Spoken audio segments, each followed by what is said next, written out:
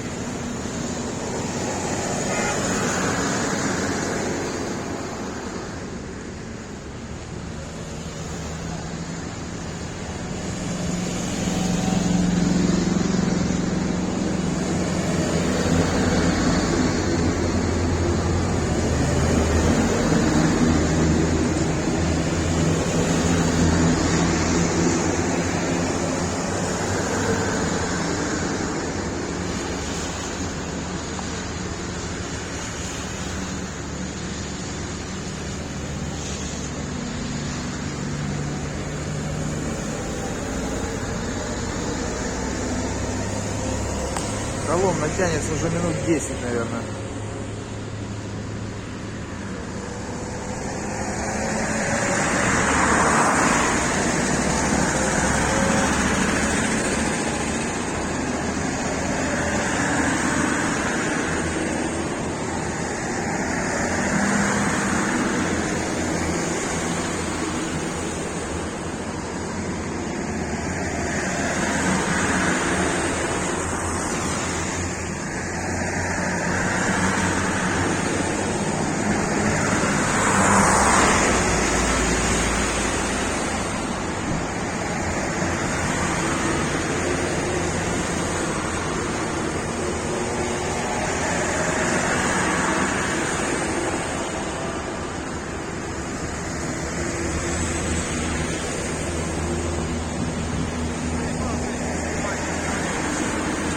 Колонна серьезная идет.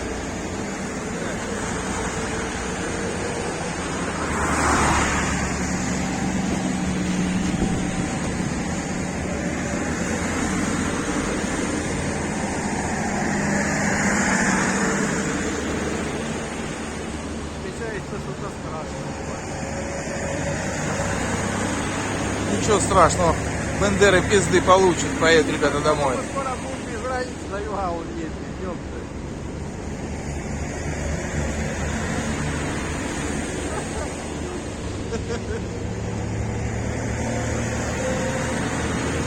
Снимаю, что не тебя уже.